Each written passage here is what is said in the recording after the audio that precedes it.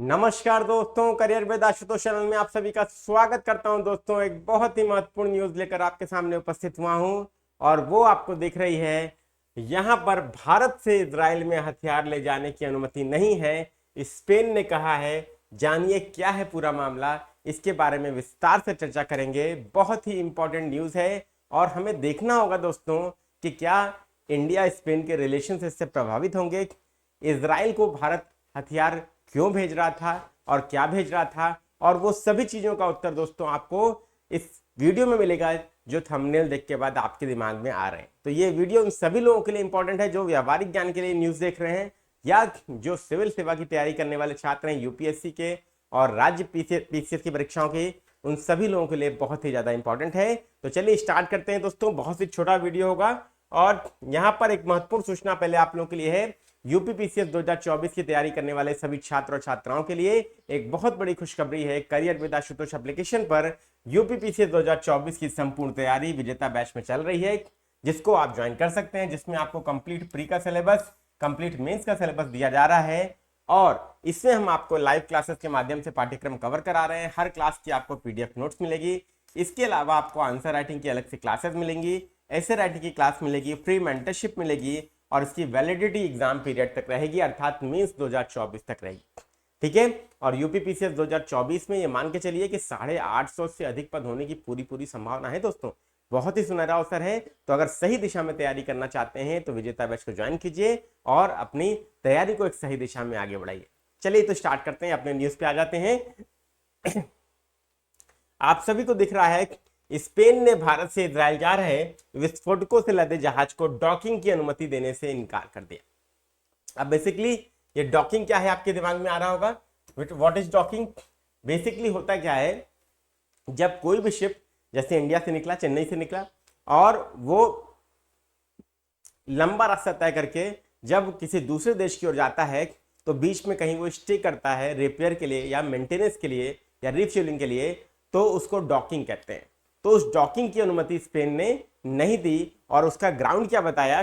Ground ये बताया कि इजराइल चूंकि ये वेपन्स जा रहे हैं, हथियार इजराइल जा रहे हैं और जो मध्य एशिया है, उसे मिडिल ईस्ट है, उसे शांति की जरूरत है, हथियारों की जरूरत नहीं है। ठीक है। तो स्पेन ने ऐसा क्यों कहा, यह भी दोस्तों आश्चर्यचकित करने वाला है। क्योंकि इंडिया और स्पेन के रिलेशंस कभी भी खराब नहीं रहे हैं, ऑल्दो रिलेशंस बहुत अच्छे हैं।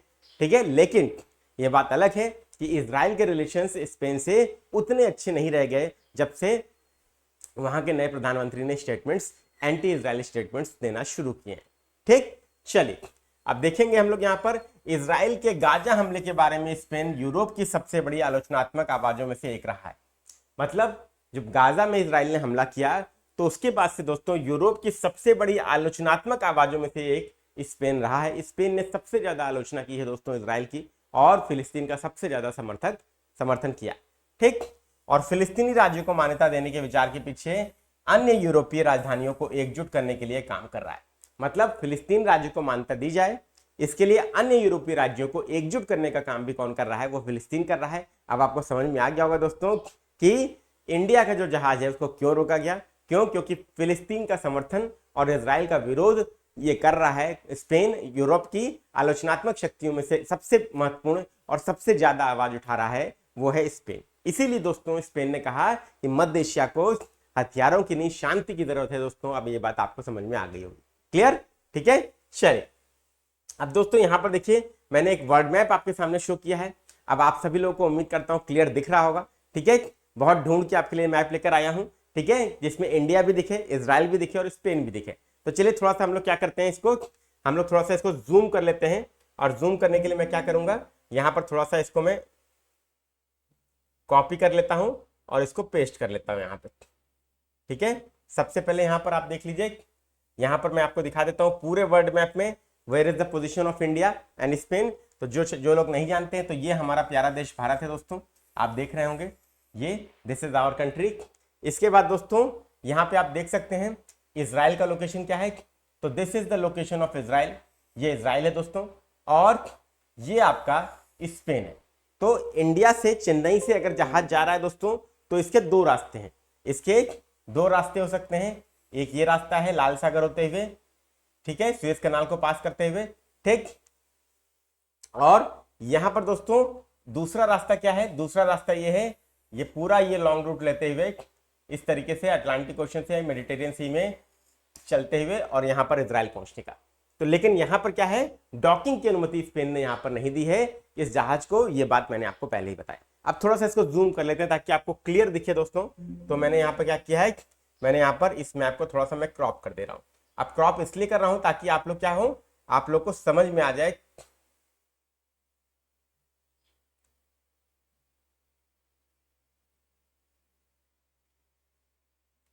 आप देखिए, अब दोस्तों आप लोगों को यहां पर एकदम क्लियर कट दिख रहा होगा, एकदम क्लियर कट दिख रहा होगा। एक मिनट और आप लोगों का लूंगा।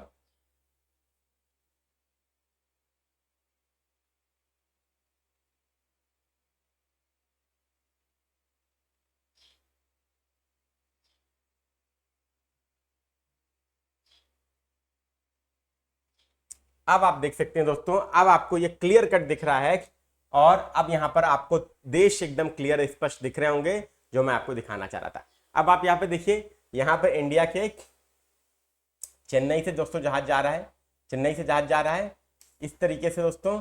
यहां से एक रास्ता है ये पहुंचने का, और एक रास्ता दोस्तों यहां से है इसको पूरा क्रॉस करके इधर स्पेन भूमध्य सागर होते हुए यहां तक। तो डॉकिंग की अनुमति स्पेन ने नहीं दी, जिस कारण दोस्तों जहाज वहां पर आगे नहीं बढ़ सका।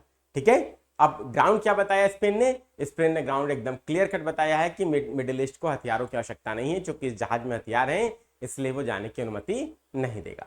क्लियर। अब ऐसा क्या भारत के साथ ही है? नहीं, ऐसा भारत के साथ नहीं है। अब स्पेन क्या है, ये नीति ही अपनाने वाला है। क्यों? क्योंकि अभी एक रिसेंटली और जहाज जाने वाला है जो इजराइल की ओर जाएगा, जर्मन शिप है लेकिन किसी और देश से जा रहा है, तो उसको भी दोस्तों रोकने की प्लानिंग है, उसको भी इसी तरीके से इंडिया के जहाज की तरह रोकने की प्लानिंग है, तैयारी स्पेन कर रहा है। क्लियर।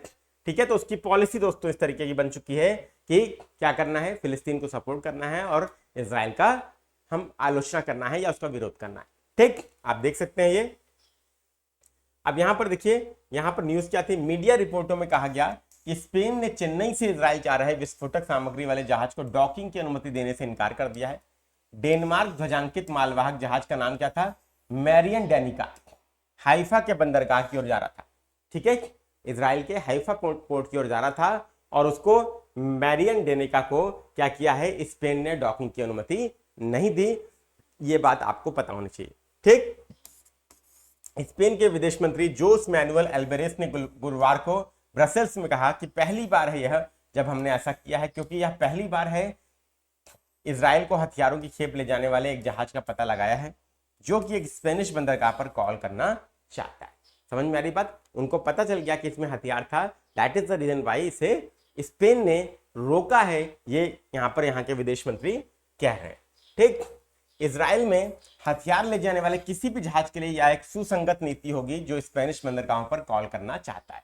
उन्होंने एकदम सिंपल बात कह दी है कि ऐसा नहीं है कि हमारे इंडिया के साथ कोई दुश्मनी है कि हम भारत के जहाज को ही रोकेंगे। उन्होंने ये कहा कि सिंपल सी बात है, कोई भी जहाज जो इजराइल हथियार लेकर जाएगा जो हमारे यहाँ डॉक करने की अनुमति मांगेगा, हम उसे डॉकिंग की अनुमति नहीं देंगे। ये क्लियर कट वहां की नीति दोस्तों बनाने की बात है।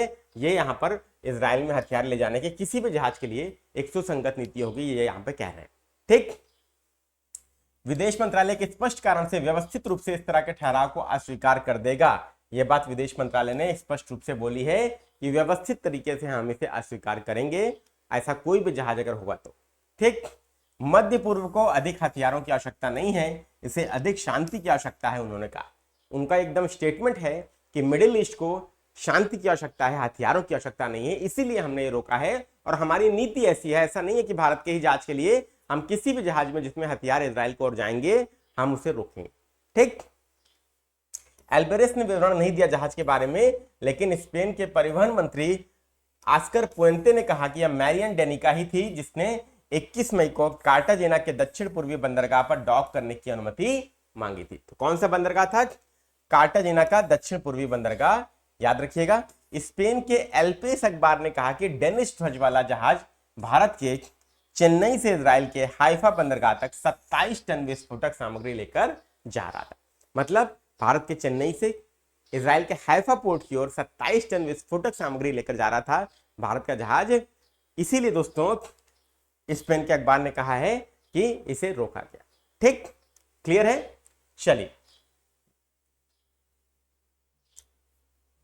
इजराइल के गाजा हमले के बारे में स्पेन यूरोप की सबसे बड़ी आलोचनात्मक आवाजों में से एक रहा है और फिलिस्तीनी राज्य को मान्यता देने के विचार के पीछे अन्य यूरोपीय राजधानियों को एकजुट करने के लिए काम कर रहा है। ये मैं पहले ही आपको बता चुका हूं कि सबसे ज्यादा क्रिटिसिज्म इजराइल का किया है किसी ने तो स्पेन ने किया है। ठीक है, ध्यान रखिएगा। और अन्य यूरोपीय राज्यों को इजराइल के विरोध में एकजुट करना और फिलिस्तीनी राज्य को मान्यता दिलाने के लिए स्पेन प्रयास कर रहा है। ठीक, भारी आबादी वाले गाजा पट्टी में हमास आतंकवादी समूह के खिलाफ सैन्य अभियान शुरू करने के बाद स्पेन ने इजराइल को हथियारों की बिक्री रोक दी। अब इंपॉर्टेंट चीज है, देखिए यहां पे जब इजराइल ने क्या किया, गाजा पट्टी में हमास आतंकवादी समूह के खिलाफ सैन्य अभियान चलाया तो स्पेन ने इजराइल को हथियारों की बिक्री रोक दी। ये बात गौर देने वाली है, गौर करने वाली है।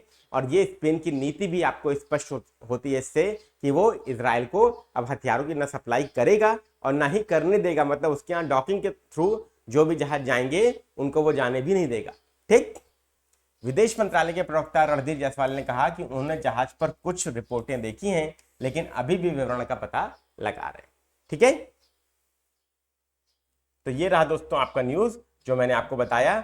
और आप लोगों के लिए इंपॉर्टेंट चीज क्या है जो आपको ध्यान रखना है कि यहां पर भारत के चेन्नई पोर्ट से इजराइल के हैफा पोर्ट की ओर जहाज जा रहा था, 27 टन विस्फोटक सामग्री थी। उसे दक्षिण पूर्वी बंदरगाह कार्टाजेना के दक्षिण पूर्वी बंदरगाह पर स्पेन ने डॉकिंग की अनुमति नहीं दी।